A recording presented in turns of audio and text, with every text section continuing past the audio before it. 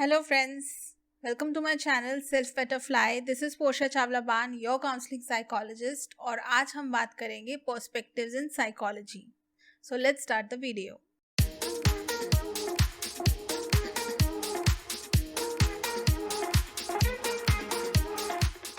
Perspectives in psychology. तो perspectives जब हम बोलते हैं तो पर्सपेक्टिव मतलब कि दृष्टिकोण क्या है, किस नज़रिए से हम देख रहे हैं, परिप्रेक्ष्य क्या है।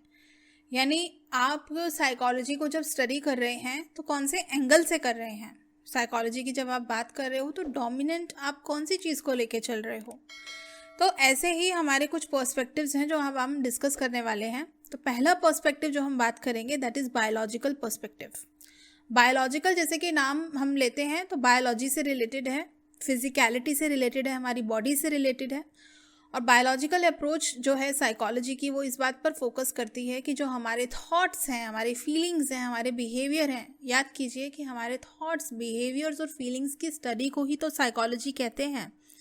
तो हमारे थॉट्स, फीलिंग्स और बिहेवियर्स जो हैं ये सिर्फ बायोलॉजिकल पॉइंट ऑफ व्यू या बायोलॉजिकल एंगल से हम स्टडी कर रहे हैं। That is biological perspective of psychology.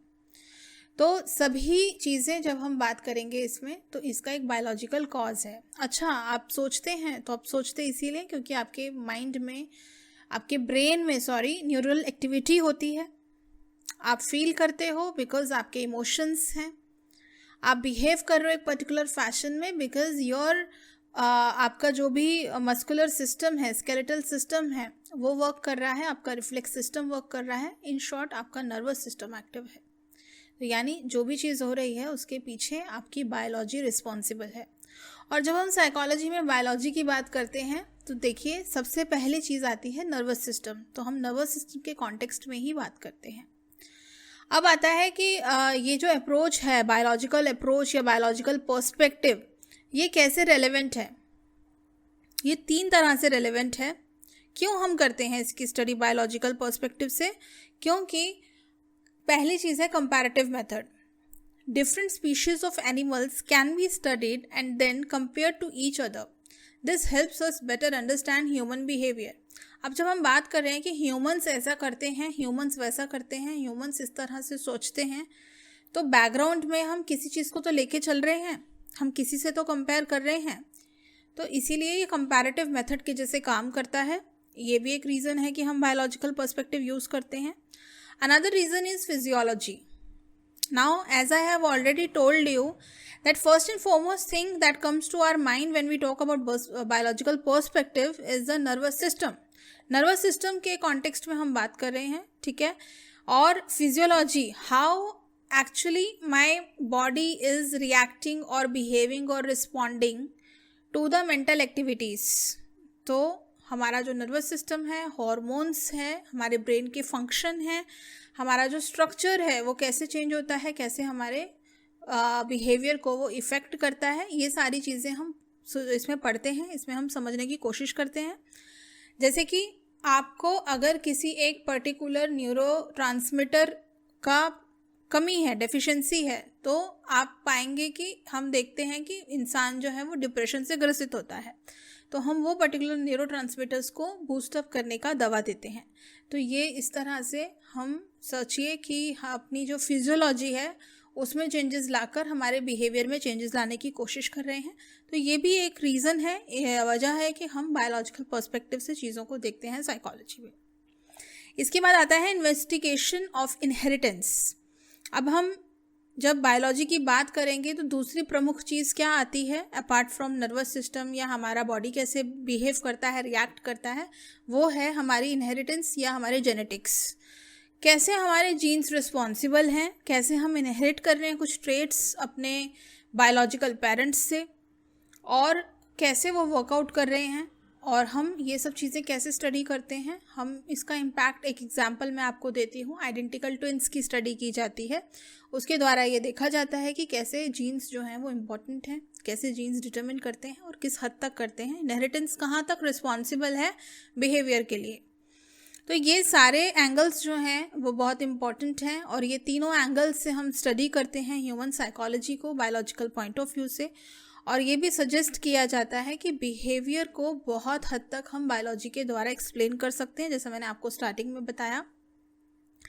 अब आता है इवोल्यूशनरी पर्सपेक्टिव। इवोल्यूशनरी पर्सपेक्टिव बहुत ज़्यादा जो है कनेक्टेड है बायोलॉजी से ही, क्योंकि आप बायोलॉजिकल पर्सपेक्टिव को, बायोलॉजिकल बेस को देख रहे हो, मेंटल हमारे प्रोसेसेस को।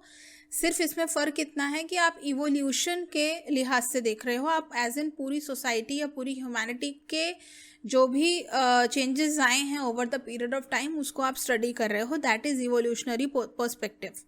तो इसमें आपका जो बेस है वो बायोलॉजिकल रहता है आपके यूनिवर्सल मेंटल कैरेक्टरिस्टिक्स के लिए। क्यों यूनिवर्सल बोल रहे हैं? क्योंकि कुछ चीज़ें ऐसी हैं जो कॉमन टू ऑल ह्यूमैनिटी हैं, कॉमन टू एवरीबडी है। Over the period of thousands of years वो चीज़ें इंसान के अंदर डेवलप हुई हैं, आई हैं, और हम देखते हैं कि इस तरह से विकास हुआ है, इवोल्यूशन हुआ है, और इसलिए इसको इवोल्यूशनरी जो है पर्सपेक्टिव बोला गया है। जैसे कि हम देखेंगे कि मेट सिलेक्शन जो है वो कैसे विकसित हुआ है, कैसे वो कॉमन है ऑल ओवर द वर्ल्ड, हम देखते हैं। उसके अलावा हम देखते हैं कि जो स्नेक्स का फियर है वो कॉमन है, और म्यूज़िक और डांसिंग को सभी लोग पसंद करते हैं ऑल ओवर द वर्ल्ड। ऐसा नहीं है कि एक पर्टिकुलर सोसाइटी तक सीमित है, मोस्टली सभी जो हैं इसको पसंद करते हैं। तो ऐसा क्यों करते हैं, ऐसा कैसे हुआ? तो ऑफ कोर्स जो माइंड है इसमें, उसको हम कैसे देख रहे हैं, यहाँ पर एक set of information processing machines designed by the same process of natural selection that Darwin first theorized, allowing human beings to solve the problems faced in the early days of human evolution, the problems of early hunters and gatherers. आप सभी Charles Darwin से वाकिफ़ होंगे, जानते होंगे उनके बारे में। तो चार्ल्स डार्विन का जो थ्योरी ऑफ नेचुरल सिलेक्शन है वो बेसिस है इस इवोल्यूशनरी पर्सपेक्टिव का। उनके हिसाब से जो चीज़ें हमारे विकास के लिए ज़रूरी हैं, हमारे सर्वाइवल के लिए ज़रूरी हैं, वो हमारे जेनेटिक पूल का हिस्सा बनती हैं, वो हमारे जीन्स का हिस्सा बनती हैं, वो हमें सर्वाइव करने में मदद करती हैं, तो वही आगे की जनरेशन्स में पास ऑन होती हैं। और जो चीज़ें हमारे लिए सही नहीं हैं, जो बिहेवियर्स या जो आइटम्स या जो भी हमारे रिस्पॉन्सेज फंक्शनल नहीं हैं, ऑफ कोर्स वो हमें सर्वाइव करने में हेल्प नहीं करते हैं, तो वी डोंट एग्जिस्ट, हम एग्जिस्ट ही नहीं करते हैं, वी सीज टू एग्जिस्ट, तो वो भी लुप्त हो जाती हैं।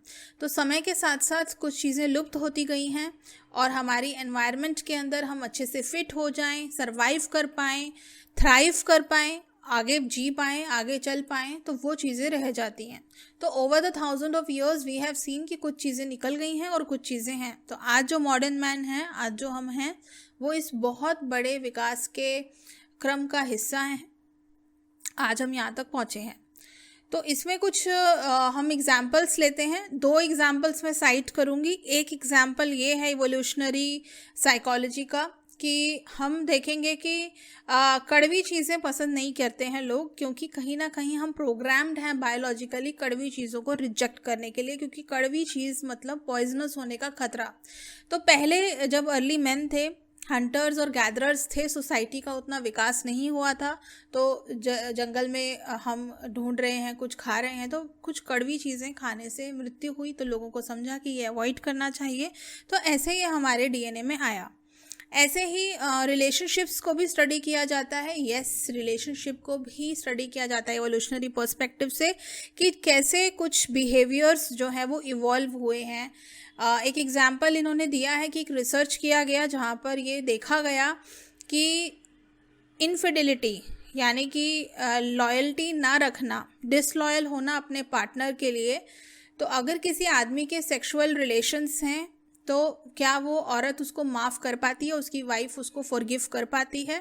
ऐसे ही वाइसे वर्सा, अगर एक फीमेल के सामने ये सिचुएशन आए कि उसका हस्बैंड डिसलॉयल है, लॉयल नहीं है, इनफिडेलिटी में इंडल्ज्ड है, तो क्या वो उसको फॉरगिव कर पाती है? तो ये एक रिसर्च किया गया और ये पाया गया कि आदमी फॉरगिव नहीं कर पाता है, लेकिन फीमेल फॉरगिव कर देती है। क्यों? क्योंकि उसका फिर एक रीज़न पाया गया, एक लॉजिकल रीज़न जो ये निकालते हैं, बायोलॉजिकल रीज़न, कि जो चिल्ड्रन हैं, बच्चे हैं, वो उसको डाउट हुआ कि ये मेरे बच्चे हैं या नहीं। आदमी को लगा कि मैं क्यों किसी और के बच्चे पालूं, तो ये डिसलॉयल्टी वो बर्दाश्त नहीं कर पाता है, उसको शक होता है और इसीलिए वो फॉरगिव नहीं कर पाता है। ऑन द कॉन्ट्ररी हम देखते हैं कि क्योंकि वोमेन को तो पता ही है कि वो लॉयल है या ये बच्चे उसी के ही हैं, और वो ये एक्सपेक्ट करती है कि उसका जो पार्टनर है वो इमोशनली उसके साथ जो है लॉयल रहे। सेक्सुअली अगर उसने चीट किया भी तो इमोशनली लॉयल होना बहुत ज़रूरी है। लेकिन जो आदमी है वो सोचता है इमोशनली भी और सेक्सुअली भी वाइफ को ज़्यादा, मतलब उसकी एक्सपेक्टेशंस रहती हैं लॉयल्टी को लेकर। अब ये हमको कॉमन सेंस पर्सपेक्टिव से भी हम देखते हैं तो हम यही पाते हैं, और हम इवोल्यूशनरी पर्सपेक्टिव से इसको स्टडी करते हैं तो भी ये पाते हैं। और this is something I am starting from the book. आपकी ये बुक में दिया हुआ है research which I am stating here. Now next comes the psychodynamic perspective. Now psychodynamic perspective is very interesting because it talks about something which is not visible, something which is not observable, but yes, something which is there and you can't deny it. Yes. तो अब psychodynamic perspective जो है इसमें सिर्फ Freud नहीं आते हैं, हालांकि सिगमंड फ्रॉइड को पायनियर बोला जाता है। सिगमंड फ्रॉइड ने ये पूरा जो स्कूल ऑफ थॉट है इसको जन्म दिया, या ऐसा बोला जाता है कि इसको उन्होंने ज़्यादा प्रमोट किया या इसके बारे में ज़्यादा बात की, इसके बारे में बहुत लिखा। अब और भी इसमें हैं, जैसे अल्फ्रेड एडलर हैं, कार्ल युंग हैं, एरिक एरिक्सन हैं, एना फ्रॉइड भी हैं जो उनकी खुद की डॉटर हैं, जिन्होंने इस डिसिप्लिन को फिर आगे लेके गए और आगे फर्दर उसको इस्टेब्लिश किया। लेकिन अल्फ्रेड एडलर ने एक अलग से थ्योरी अपना बनाया और कार्ल युंग ने एक अलग से अपना थ्योरी बनाया। उन्होंने और इसको डाइवर्सिफाई किया और एक अलग एंगल जो है उसको उन्होंने एक्सप्लोर किया। अब इसके ऊपर मैं एक अलग से वीडियो बनाऊंगी जिसमें मैं साइकोडायनेमिक पर्सपेक्टिव को और एक्सप्लेन करूंगी through the personality theory of psycho analytic personality theory के द्वारा, कि जिसमें मैं फ्रॉइड को अलग से टेकअप करूंगी, कार्ल युंग को अलग से और अल्फ्रेड एडलर को अलग से, क्योंकि तीनों ने अलग अलग थ्योरीज दी हैं और तीनों में अलग अलग बातें की गई हैं। लेकिन कॉमनैलिटी तीनों में ये है कि ये तीनों बात करते हैं किसकी, ये तीनों बात करते हैं अनकॉन्शियस की। ये तीनों बात करते हैं कि बिहेवियर है जो हमारा, ये शेप किया गया है dynamic interaction of drives and forces, यानी कि मेरे ही अंदर कुछ ऐसी ड्राइव्स हैं। ड्राइव मतलब यहाँ पे क्या है कि जो मुझे उत्तेजित करता है, प्रेरित करता है कोई कार्य करने के लिए। फोर्सेस मतलब मेरे अंदर जो पेंटअप एनर्जी है, कुछ एनर्जी है मेरे अंदर जो मुझे किसी चीज़ को, किसी कार्य को करने के लिए प्रेरित कर रही है। तो ड्राइव्स और फोर्सेस का एक इंटरैक्शन होता है जो कि बदलता रहता है, गतिशील है, गतिमान है, यानी डायनामिक है। और ये जो इंटरैक्शन है ये मेरे अंदर है, और इसके आप देखो कि ये फोर पर नहीं है, ये है मेरे अनकॉन्शियस में है। अनकॉन्शियस मतलब जो अर्धचेतन मन नहीं, जो बिल्कुल सुप्त मन है, जो बिल्कुल हमारा अचेतन मन है, ऐसा कह सकते हैं। और इस पूरी एक्सप्लेनेशन के लिए मैंने चूज़ किया है सिगमंड फ्रॉइड की थ्योरी को। थोड़ा सा मैं यहाँ एक्सप्लेन करना चाहूँगी, इसमें डिटेल में जाना चाहूँगी। मैं बाकी पर्सपेक्टिव्स में उतना डिटेल में नहीं जा रही हूँ, लेकिन इसमें थोड़ा सा मैं यहाँ टच करना चाहती हूँ to explain what actually psychodynamism is. So let's take a look at this figure. You can see on your screens right now that हमारा जो ये पूरा माइंड है उसको सिगमंड फ्रॉइड ने एक आइसबर्ग के जैसे बताया है। अब जो हमारा माइंड है, देखिए माइंड जैसी चीज़ कोई ऑर्गन नहीं है, तो या आप स्थापित नहीं कर सकते हो कि आपके ब्रेन में कहाँ लोकेटेड है। ये कॉन्स्ट्रक्ट है, यानी ये एक धारणा है, एक अवधारणा है कि इस तरह से हमारा जो माइंड है उसको हम डिवाइड कर सकते हैं। तो एक टॉपोग्राफिक मॉडल उन्होंने बनाया है जिसमें उन्होंने बताया कि यूँ समझो कि जैसे कि एक आइसबर्ग होता है, ठीक, हाँ उसी तरह का आइसबर्ग जो टाइटैनिक में आपने देखा था। तो आइसबर्ग की जो टिप है सिर्फ उतना ही हम जानते हैं, उतना ही हमको दिखता है, यानी जो हमारा कॉन्शियस माइंड है, जो हमको बिल्कुल पता चल रहा है, हम जो डिसीजंस ले रहे हैं, हम जो सोच रहे हैं, हम जो कार्य कर रहे हैं, इवन हम जो अभी बात सुन रहे हैं, ये वीडियो देख रहे हैं, या मुझसे आप मुखातिब हैं, मुझे देख रहे हैं, तो ये आपका कॉन्शियस माइंड कर रहा है। ये कॉन्शियस माइंड के अलावा फिर एक हमारा प्री कॉन्शियस माइंड है, या जिसको सबकॉन्शियस माइंड भी कहा जाता है, अर्धचेतन मन हिंदी में जिसको कहते हैं। ये सबकॉन्शियस माइंड या प्री कॉन्शियस माइंड, इनका टर्म प्री कॉन्शियस है। तो ये प्री कॉन्शियस माइंड है। और फिर एक आता है अनकॉन्शियस माइंड। तो अनकॉन्शियस माइंड की जब हम बात करते हैं तो ये लार्जेस्ट पार्ट है हमारे माइंड का, यानी बहुत सारा ऐसी यादें, बहुत सारी ऐसी बातें, बहुत सारी ऐसी हमारी आदतें ये इसका हिस्सा है जो हमें एकदम से तुरंत याद भी नहीं आती हैं, पता भी नहीं चलती है कि ये मेरे ही अंदर है। इसीलिए इसको अनकॉन्शियस बोला गया है, क्योंकि मुझे इसकी अवेयरनेस नहीं है, मुझे इसकी जागृति नहीं है, बट ये मेरे अंदर है। तो ये जो हमारा अनकॉन्शियस है, ये अनकॉन्शियस बेसिकली क्या है? ये हमारी बायोलॉजिकल इंस्टिंक्ट्स हैं, ड्राइव्स हैं, अर्जेस हैं और हमारे अर्ली चाइल्डहुड के एक्सपीरियंसेस हैं। चलिए इसको और थोड़ा डिटेल में देखते हैं। अब इसी के आगे वो बताते हैं कि हमारी जो पर्सनालिटी है, समझो ये पर्सनालिटी के भी 3 हिस्से हैं, id, ego and super ego. Id मतलब बोले तो आपका अनकॉन्शियस माइंड, जो कि बहुत बड़ा हिस्सा है, जिसमें मैंने आपको बताया आपकी बायोलॉजिकल नीड्स आ जाती हैं, अर्जेस आ जाती हैं, जिसमें आपका सेक्स, फूड, वाटर, इसके अलावा आप जो भी इच्छाएं रखते हो, डिज़ायर्स हैं आपकी, वो सारी इसमें अनकॉन्शियस माइंड में है, इड में आ जाती हैं। और इसमें आपका एग्रेसिव इंस्टिंक्ट भी आ जाती है और इंस्टेंट ग्रैटिफिकेशन की डिमांड। मुझे अभी चाहिए पिज्ज़ा, मुझे अभी इसी वक्त एक चाय पीने की इच्छा है, तो मुझे चाहिए ही चाहिए। तो जैसे एक बच्चा होता है, ज़िद करता है, जो इसको चीज़ चाहिए वो उसी वक्त चाहिए, नहीं तो वो उसी वक्त ज़मीन पर लेट जाएगा, ज़िद करेगा बहुत ज़्यादा। तो ये कौन है, ये क्या है, कौन सा हिस्सा है आपकी पर्सनालिटी का? इड, इसको बोला गया इड। इड यानी आपका अनकॉन्शियस माइंड। सेकेंड आता है आपका, आप नीचे से ऊपर देखेंगे तो आता है ईगो। अब ईगो आप देख रहे हो टॉप पर है, तो आप कहोगे कि ये सेकंड कैसे हुआ, तो लेकिन आप अभी समझने के लिए से समझें। ईगो है हमारा सेकंड। तो ego located in the conscious and pre conscious. आप यहाँ डायग्राम में भी देखो कि ईगो दोनों है। पीले रंग का जो भाग है, येलो कलर का जो एरिया है, दैट इज ईगो। तो सेकंड आता है ईगो। ईगो ऊपर भी आप देख रहे हो, आइसबर्ग की टिप भी है, और ये हमारे प्री कॉन्शियस में भी है। और ईगो क्या काम करता है? रैशनल मैकेनिज्म है ये हमारा। ये ईगो वो ईगो नहीं है जो हम आम बोलचाल की भाषा में बोलते हैं कि ये बड़ा ईगोइस्टिक है, she has very big ego. It is not that ego, okay, उसको थोड़ा साइड में रखें। ये ईगो शब्द जो है, ये एक्चुअली आप समझें कि सिगमंड फ्रॉइड का जो थ्योरी है वो जर्मन में है, और जर्मन से ये ट्रांसलेट किया गया है अंग्रेज़ी में, इंग्लिश में, और इसको ईगो बोला जा रहा है, जिसको वो है एक्चुअली आपका रैशनल मैकेनिज्म, यानी कि सोच समझ से, विवेक से काम लेकर जब आप कोई बुद्धि का इस्तेमाल करके डिसीजंस लेते हो, रैशनल डिसीजंस लेते हो, दैट इज़ योर ईगो। अब ये ईगो जो है एक तरह से मीडिएटर का काम करता है। मीडिएटर कैसे, मैं बताती हूँ। अब ईगो की जब हम बात कर रहे हैं कि ये एग्जीक्यूटिव मीडिएटर है, मीडिएटर मतलब ये एक तरह से मीडिएट करता है दो पार्टीज़ के बीच में। अब एक पार्टी की तो बात हमने की है इड की, दूसरा तो हमने ईगो की ही बात की है, तो तीसरा अब आता है सुपर ईगो। अब सुपर ईगो जैसा कि आप देख सकते हैं, ये वाइट कलर का जो एरिया है, अब ये सुपर ईगो विद्यमान है तीनों जगह पे। ये हमारे कॉन्शियस माइंड में भी है, प्री कॉन्शियस माइंड में भी है, अनकॉन्शियस माइंड में भी है। तो ये सुपर ईगो क्या होता है? सुपर ईगो मतलब इंटरनलाइज्ड आइडल्स, मतलब ऐसे कुछ हमारे आदर्श जो हमने अंतर्निहित कर लिए हैं, मेरे अंदर ही मैंने समाहित कर लिए हैं। मतलब मेरा जो बिलीफ सिस्टम है, मेरा जो वैल्यू सिस्टम है, that is basically let's say super ego. अब सुपर ईगो मतलब मॉरल्स, सुपर ईगो मतलब नैतिकता, सुपर ईगो मतलब मोरालिटी। जो हम बोलते हैं सही है, गलत है, ये होना चाहिए, वैसा नहीं होना चाहिए, ये तुमने ठीक नहीं किया, ये तो बहुत बढ़िया है, वाओ नाइस।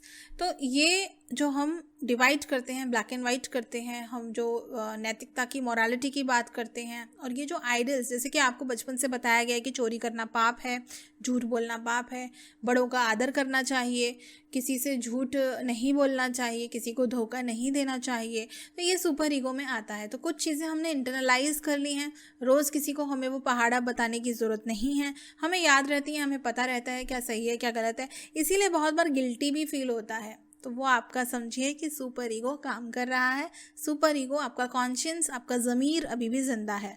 तो सुपर ईगो और ईगो के बीच में, सुपर ईगो और इड के बीच में आता है ईगो, जो एक मीडिएटर का काम करता है, क्योंकि हमेशा मोरल्स के ऊपर या हमेशा एकदम सत्यवादी बनकर चलना ये भी पॉसिबल नहीं है। अब आपका सुपर ईगो बोलता है कि आपको वेट रिड्यूस करना है या आप हेल्थ कॉन्शियस हैं, तो आपको एक्स्ट्रा समोसास नहीं खाने चाहिए, लेकिन आपका इड बोल रहा है कि मुझे अभी चाहिए और बस अभी ही चाहिए। और आपका फिर ईगो कहता है कि okay, let's do one thing, let's take a one bite only, एक बाइट लेंगे या आधा लेंगे, ज़्यादा नहीं लेंगे क्योंकि हमें डाइटिंग करनी है। तो एक तरह से ईगो जो है वो मीडिएटर का काम कर रहा है। वो ये भी देख रहा है कि बिल्कुल एकदम से भी कुछ लॉस ना हो, और एकदम मतलब अगर हम बहुत ज़्यादा खा लेंगे तो भी लॉस है, बिल्कुल नहीं खा रहे हैं तो भी लॉस है, मन मार रहे हैं, तो कहीं ना कहीं ये बीच में मीडिएट कर रहा है। तो लेट्स मूव अहेड। तो साइकोडायनामिक पर्सपेक्टिव वर्क कैसे करता है? साइकोडायनामिक पर्सपेक्टिव एक्चुअली में कैसे हमारी अनकॉन्शियस ड्राइव्स और हमारी फोर्सेस जो हैं अनकॉन्शियस में, उसका इम्पैक्ट हमारे बिहेवियर पे आता है। Let's see. तो सिगमंड फ्रॉइड ने पूरा थ्योरी दिया है, उनका जो भी psycho analytic theory of personality है, तो वो मैं किसी और वीडियो में अच्छे से आपको एक्सप्लेन करूंगी। आज मैं सिर्फ इतना बताती हूँ कि कैसे हमारे जो साइको सेक्शुअल स्टेजेस बताए हैं उन्होंने, वो साइको सेक्शुअल स्टेजेस में अगर फिक्सेशन हो जाता है तो आगे जाके न्यूरोटिक हो जाती है हमारी लाइफ, या न्यूरोसिस हो जाते हैं हमारी एडल्ट लाइफ में।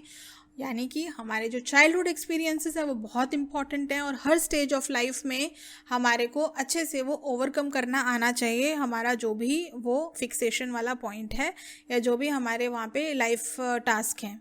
Life task is the right word which he has given.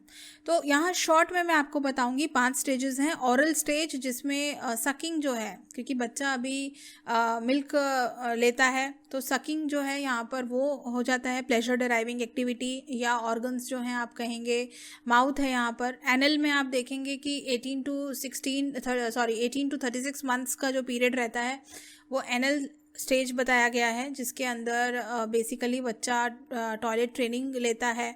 तो कैसे एलिमिनेट करना वेस्ट को, कितना होल्ड करके रखना, या उससे उसको क्या प्लेजर मिलता है, रिलीज़ करने से मिलता है या होल्ड करने से मिलता है, तो ये सारा इन्होंने बताया है। और इसमें ऑर्गन आपका कहेंगे कि हम एनस है। नेक्स्ट है फैलिक स्टेज, तो जो 3 to 6 ईयर्स है। फिर लेटेंट स्टेज है और जेनिटल स्टेज है। तो जेनिटल स्टेज तो मतलब प्यूबर्टी ऑनवर्ड्स जो है वो उनका जेनिटल स्टेज स्टार्ट हो जाता है। लेटेंट में 6 ईयर्स से प्यूबर्टी का एज जो है। अब लेटेंट में क्या रहता है कि बच्चा स्कूल जाने वाला हो गया है, और बच्चे को जो है बेसिकली स्कूल में फ्रेंड्स बन गए हैं, और फिर बाद में प्यूबर्टी स्टेज आता है, तो फिर attraction towards the opposite sex उसमें आ जाता है, ये उन्होंने बताया है। इसके बाद जो थर्ड आता है वो है phallic stage, which is actually the most important of all. और इस फैलिक स्टेज में जो पेरेंट्स के लिए अट्रैक्शन है अपोजिट सेक्स पेरेंट के लिए, वो इसमें इन्होंने बात किया है, और इसको भी बहुत डिटेल में उन्होंने बताया है। इडिपस कॉम्प्लेक्स, इलेक्ट्रा कॉम्प्लेक्स इसी दौरान जो है जन्म लेता है, तो उसका रेजोल्यूशन भी बहुत इंपॉर्टेंट है, और हेल्दी रेजोल्यूशन उसका पॉसिबल भी है, जो कि मोस्टली हम सभी लोग ओवरकम कर लेते हैं। अब ये कितना सही है कितना गलत है, ये इसके ऊपर बहुत सारे रिसर्चेज हुए हैं, बहुत सारे डिबेट्स हैं। दिस इज़ रियली डिबेटफुल, तो हम इसको अलग से एक वीडियो बनाएंगे, उसमें देखेंगे। तो अब आता है बिहेवियरल पर्सपेक्टिव। बिहेवियरिज्म एक ऐसी अप्रोच है साइकोलॉजी में जो 20th सेंचुरी में इमर्ज हुई as a reaction to psychoanalytical theory. Rather it was a reaction to the structuralism and functionalism also. कि स्ट्रक्चर की बात क्यों करना, हम देख थोड़ी सकते हैं अभी, और हमको क्या पता किस चीज़ का क्या फंक्शन है, तो हम क्यों ना उस चीज़ की स्टडी करें, उस चीज़ के बारे में बात करें जो हमको दिखता है। यानी कि behaviour something which is observable, something which is can be verified. तो साइंटिफिक मेथड का इस्तेमाल करते हुए बिहेवियरिस्ट स्कूल ऑफ थॉट ने ये मेंटेन किया, इस चीज़ को उन्होंने बताया कि किस तरह से इंटरनल फिजियोलॉजिकल इवेंट्स या हाइपोथेटिकल कंस्ट्रक्ट्स जैसे कि थॉट्स और बिलीव्स, इनके कंपैरिजन में हमको उस चीज़ को स्टडी करना चाहिए जिसको हम साइंटिफिकली प्रूव कर सकते हैं। तो इसीलिए स्ट्रक्चरलिज्म, फंक्शनलिज्म, साइकोएनालिटिक थ्योरी, ये सबको उन्होंने साइड में रखा।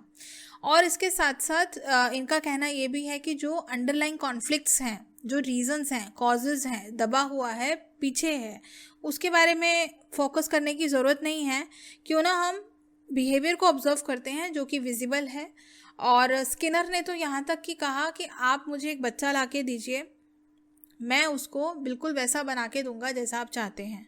यानी मैं एनवायरनमेंट जो है, एक बहुत बड़ा डिबेट है जो साइकोलॉजी में नेचर और नर्चर का, ये उसके ही संदर्भ में आती है बात कि किस तरह से हमारा जो नेचर है, यानी जो हमारा जीन्स हैं वो इम्पॉर्टेंट है, इसको कुछ लोग स्ट्रेस करते हैं। और कुछ लोग स्ट्रेस करते हैं कि हमारा जो एनवायरनमेंट है, यानी कि जो बिहेवियर है, जो एनवायरनमेंट दिया जाएगा या जिस तरह का बिहेवियर बच्चे को दिया जाएगा, उसको करने के लिए बोला जाएगा, तो उस हिसाब से उसकी पर्सनालिटी डेवलप होगी। और हम ये देखते हैं कि एक बहुत बड़ा what do you say, it is a kind of a debate which is going on, but debate का यही है कि both are important, both are required, both are very quite elemental to development of personality of a child।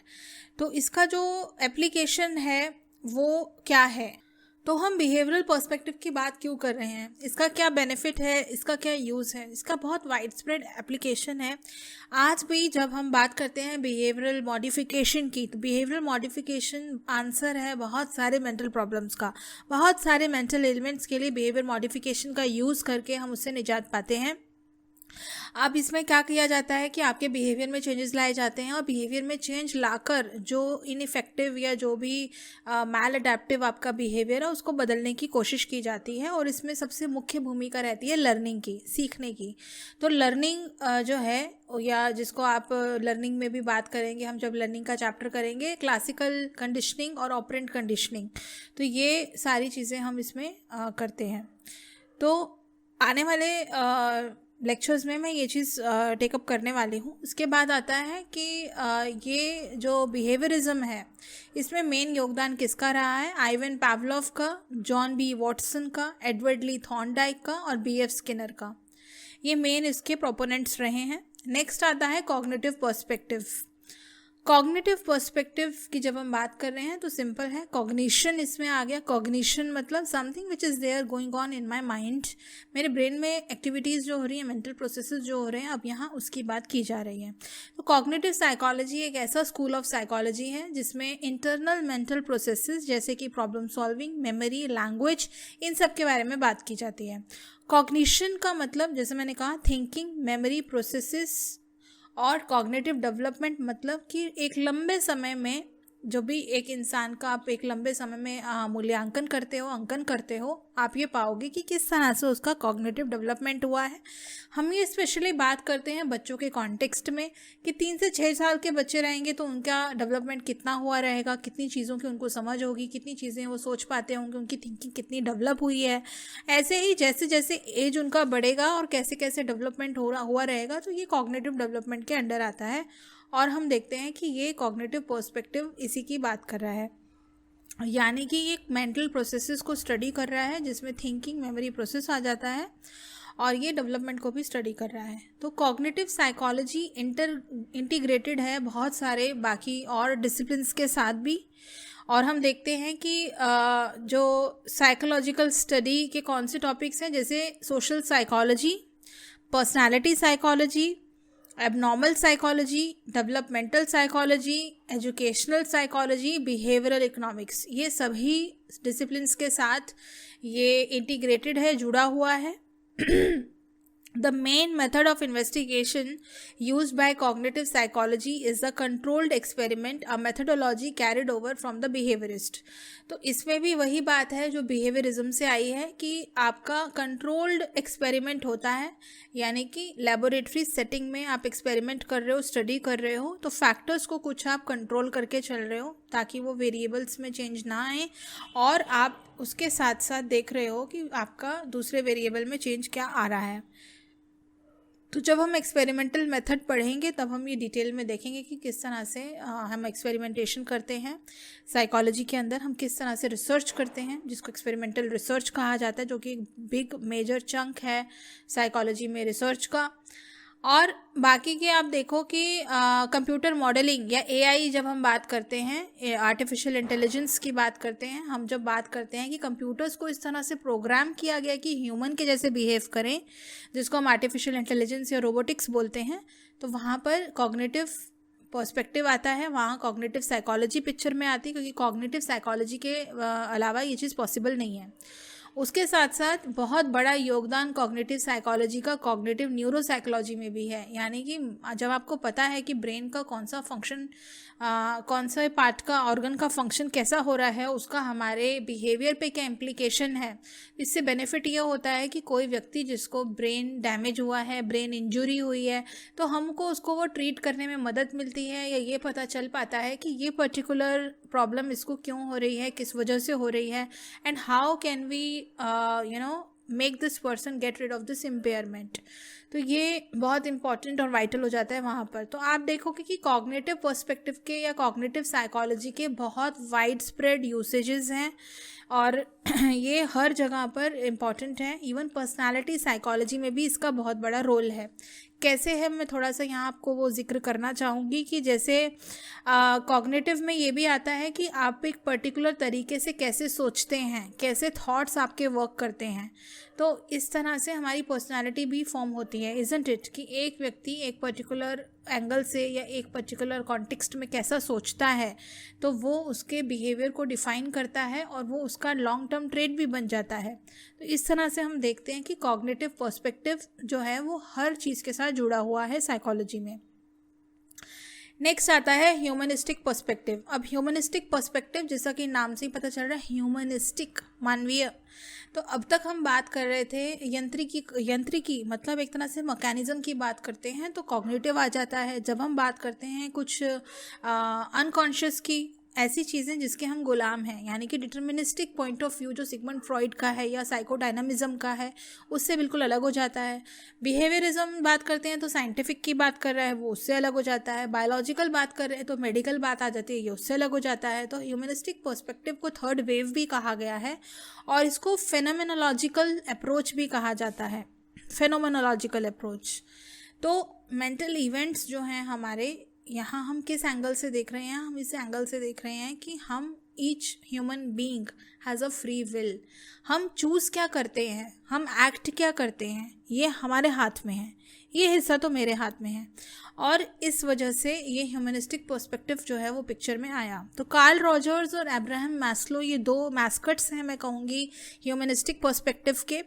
और इनका कहना ये है कि इंस्टिंक्ट्स वगैरह जो हैं वो तो ठीक है, होते हैं, बायोलॉजिकल प्रोसेसेस भी होते हैं, और बिहेवियरिज्म में जब हम बात करते हैं रिवॉर्ड्स और पनिशमेंट्स की, वो भी ठीक है, होते हैं। लेकिन हर इंडिविजुअल के पास जो है एक यूनिक परसेप्शन है, एक उसका तरीका है, एक उसका अपना पर्सपेक्टिव है चीज़ों को देखने का, सोचने का, समझने का, बिहेव करने का, कैसे ज़िंदगी को मैंने देखना है और कैसे मैं जो है एक पर्टिकुलर सिचुएशन में बिहेव करूँगा, ये मेरा अपना खुद का उसमें स्टाइल है।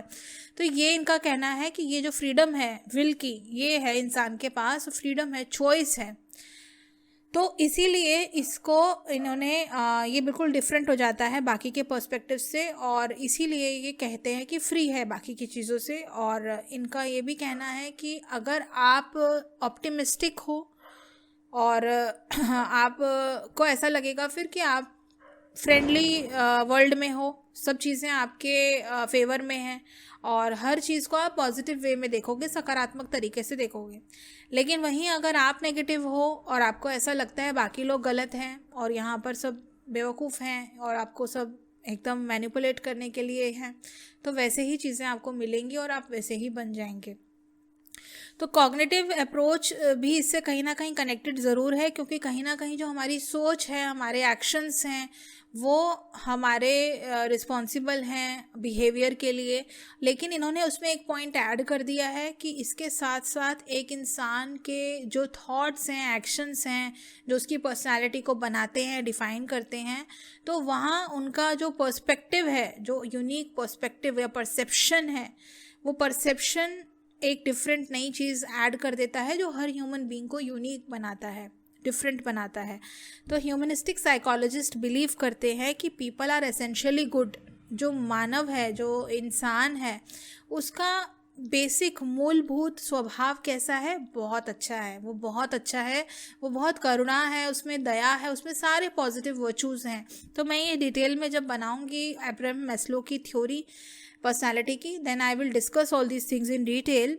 आपको मैं इतना ही यहाँ बताना चाहूँगी, इन्होंने गुड पर्सन के बहुत सारे फैक्टर्स बताए हैं, बहुत सारे ट्रेट्स बताए हैं, पूरा लिस्ट दिया है। तो एसेंशियली ह्यूमन इज़ गुड, लेकिन वो तो उसका कभी कभी सिचुएशंस होती हैं ऐसी जिस वजह से उसमें कड़वाहट आ जाती है, वो वैसा बन जाता है, उसके लाइफ एक्सपीरियंसेस वैसे हो जाते हैं, फिर उसकी सोच वैसी हो जाती है जिस वजह से वो वैसा बिहेव करता है। Otherwise essentially a person is good by nature, and उसकी इन्नेट टेंडेंसी क्या है, यानी उसकी वृत्ति क्या है, आगे बढ़ना। उसकी वृत्ति है ग्रोथ, उसकी वृत्ति है आगे बढ़ना, ग्रोथ देखना और जीवन में डेवलपमेंट, एक विकास के तरफ जाना। तो ये इन्नेट है, ये उसमें अंदरूनी रूप से अंतर्निहित है, उसके अंदर ही ये शामिल है, उसका बेसिक नेचर है ह्यूमन बीइंग का। तो ये अब्राहम मैस्लो का थिंकिंग है और कार्ल रॉजर्स का, I would say, because in दोनों ने इस पर बात किया है, इन दोनों का पर्सपेक्टिव यही है। इसके बाद हम आते हैं कि सोशियो कल्चरल पर्सपेक्टिव। तो ये लास्ट पर्सपेक्टिव है जो आज हम करेंगे।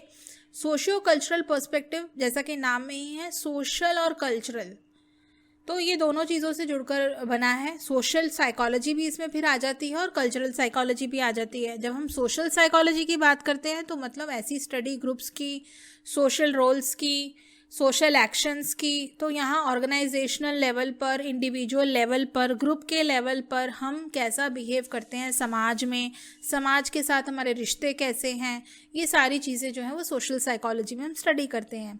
अब कल्चरल में क्या है फिर, तो कल्चरल में कल्चरल नॉर्म्स को स्टडी किया जाता है। एक संस्कृति की बात की जा रही है यहाँ, एक सोसाइटी की ओवरऑल जो कल्चर है उसको स्टडी किया जाता है। उसमें क्या क्या धारणाएं हैं, क्या क्या उसके रूल्स होते हैं, रेगुलेशंस होते हैं जिनको नॉर्म्स कहा जाता है। वैल्यूज़ क्या हैं, क्या उनके मूल्य हैं। जैसा आप देखो कि इंडियन सोसाइटी का कल्चर जो है वो जापानीज सोसाइटी से अलग है, या इंडियन सोसाइटी या इंडियन कल्चर डिफरेंट है अमेरिकन कल्चर से, बहुत डिफरेंसेस हैं। ऐसे ही एक्सपेक्टेशंस भी होती हैं। हम ये बिलीव करते हैं, हम ये मानते हैं, अपेक्षा रखते हैं कि किस तरह की मूवीज़ बनेंगी, किस तरह का बिहेवियर मूवीज़ में शो किया जाएगा, किस तरह की चीज़ों को हम बॉयकॉट करेंगे। आप देख सकते हैं ये प्रेवलेंट है आज की सोसाइटी में। तो कल्चर बहुत इंपॉर्टेंट है, कल्चरल साइकोलॉजी यहाँ पर आ जाती है पिक्चर में। अब ये दोनों एरियाज़ हम देखते हैं रिलेटेड है लोगों के साथ, कि लोग जो हैं एक दूसरे पर क्या असर डालते हैं, उनका इंडिविजुअली या फिर एक ग्रुप में कैसा इम्पैक्ट रहता है कल्चर का उन पर और उनका कल्चर के ऊपर, ये हम सारी चीज़ें देखते हैं। तो अभी जैसे मैंने आपको बॉलीवुड का एग्जांपल दिया, मूवीज़ का एग्जांपल दिया, वेब सीरीज़ का एग्जांपल दिया, तो ये सारी चीज़ें हम देखते हैं कि ये इसमें आ जाती हैं। फिर सोशियो कल्चरल पर्सपेक्टिव इम्पॉर्टेंट इसलिए भी है क्योंकि इससे ये भी हमको समझता है कि किस तरह से हमको समाज में रहना है, हमको कैसे बिहेव करना है, कैसे सोचना है, या फिर किस तरह से हम पर इम्पैक्ट आ रहा है बाकी की चीज़ों का, बाकी के लोगों का। और हम ये देखते हैं कि इसके साथ साथ नए क्या ट्रेंड्स हैं, नए क्या फैड्स हैं। फैड्स आप समझते हैं कि ऐसे फैशंस या ऐसे ट्रेंड्स जो इन हैं, जो फैशनेबल है, और क्लास डिफरेंसेस बीच में आ जाते हैं, एथनिक आइडेंटिटी आ जाती है। तो ये सारी चीज़ें आप देखते हो कल्चरल पर्सपेक्टिव में। तो ये सोशियो कल्चरल पर्सपेक्टिव आ गया। तो इसमें आपको ये इम्पॉर्टेंट हो जाता है for our survival in a particular society.